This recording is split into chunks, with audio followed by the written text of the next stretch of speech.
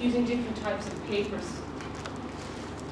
So if you came on a piece that none of the cards matched, or you couldn't find a colour, or you wanted to add a little bit of something different. Now you can. I have a jet mounter, so for some of these I've used the jet mounter. Some of them literally would be taking your piece of paper and just jet mounting it, and then cutting out your aperture out of it afterwards. And then other ones are like this one here. I'll pass that around there if you want to have a look. And other ones then are where the paper, or in this case it's like a fabric paper, are actually wrapped. The wrapping is a little bit more time consuming because you've got to kind of fill the corners. And this is a stamp? I'll get onto that. Oh, right, sorry, okay, yeah. I doubled up on some of the features, And jet mounter? The jet mounter just makes it a little bit easier because obviously you don't have to wait for say glues to dry, or and you get a more even adhesion like with it, Using it for this, it sort of sits there as an ornament a lot of the time. Well, yeah, and I mean, like in some cases, like for example, that piece of paper was a bag I got in a newsagent. Oh, isn't that wonderful? So I'm forever anything I find like paper-wise that could look nice, and I've even got friends and they'll collect papers and. I know somebody who'll use that. Is it? They'll always keep them for me, and I'll end up. And what I normally do is I have like a filing cabinet with different colours, and so then I know if I want a blue that it's in the blue drawer, some description or whatever. Then obviously there are. Paper you can then buy, obviously, commercially buy the likes of Creedle Art. Like that one came from Creedle Art. That's a mulberry paper. It's on this one here, and I've used it as well. The mulberry paper actually is quite easy because it's a little bit pliable, if you know what I mean. It'll move for you. For the wraps, but when you are cutting, you have to kind of cut in, but you have to fill in behind it here with a little piece, because otherwise you'll see the white through. And then obviously you can buy any sort of, like that's a book of all different types of papers that are out there. So I mean, there's piles of them. And do you sell those? Yeah. They're and I mean, you don't have to buy, I mean, wallpaper, there's loads of different, there's all sorts of papers that you can buy. These are some more examples of the same stuff, the same type of stuff. That one's a vellum paper. The vellum paper actually was a little bit more difficult to do. Was it? It's kind of slippy. Yeah.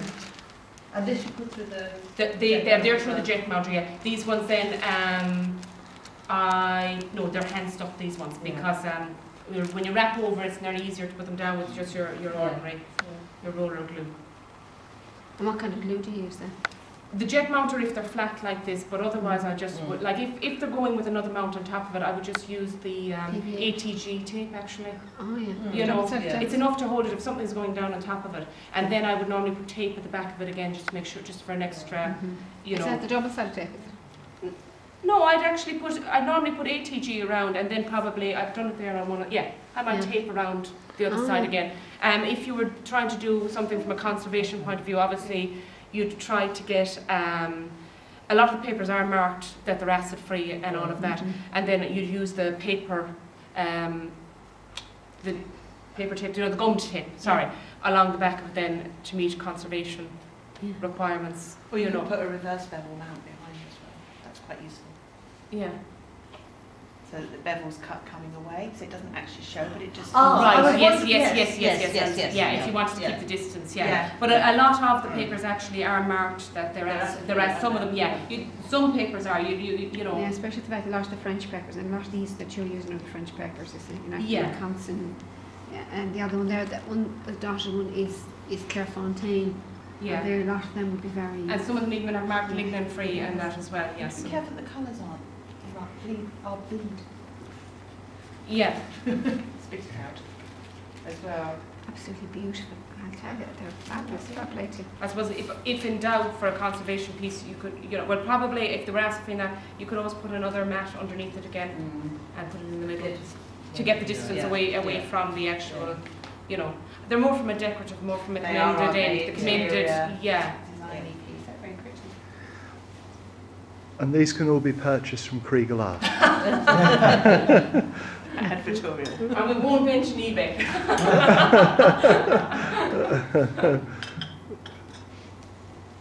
Okay, that's papers. Now, probably from passing some of those around, you've probably seen other ideas, like on this one, embellishments. And obviously, again, there are all sorts of embellishments under the sun. I have found less is more. There's a fine line between it just getting gaudy, you know, so, you know, but you figure that one out when you do it and it just looks hideous.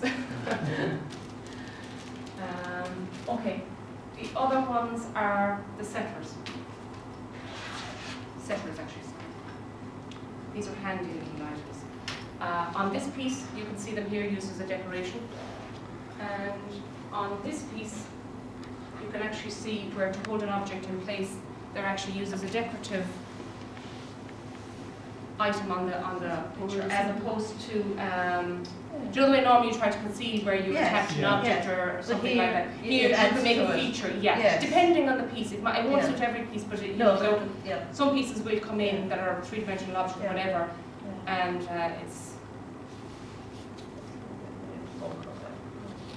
And basically, there's all sorts of versions of these on the market. Some of them are like little chisels. This particular one just comes like this, and you just change the heads on it to whatever size you want. With the mount card, you do need a hammer, because a couple of whacks, mount card in between, couple of whacks with a hammer, remove your little piece. Then your little setters come in. All sorts of shapes and forms and colours. Actually, I had a little brass of one, but I forgot to bring them with me. But as you can see, you can buy, you know, whatever. You do the card making as well now? I don't know. I've been at this for years, and I've collected these up over years. And they were sitting there because I hadn't time to be using them. Oh God, I'll use them down below. So. That is your little settlers, or setters, and they're handy for, like I say, holding objects, or just if you want to just embellish a piece and put your little, just something different, just to lift the piece. You put them in as a feature on the piece. Okay. Do you want to look at those? Okay. Take that. Okay. The other items are stamps and using embossing. And you can see a number of examples of embossing. Yeah, on cards, yeah. I love it on the bottom of the wedding one. I think that's fabulous. On the bottom of the wedding one? Yeah, I think that's fabulous. Yes, that's lovely. Yeah. I have found myself that using the clear embossing pads and using your glitters are easier than using, say for argument's sake, your ink pads and then using an embossing powder on top, simply because if you make a mistake with these, you can just use a paintbrush to remove where the glitter is before you heat up, so then you don't, whereas if you make a mistake and you're using the ink is there and you can't take it back off again.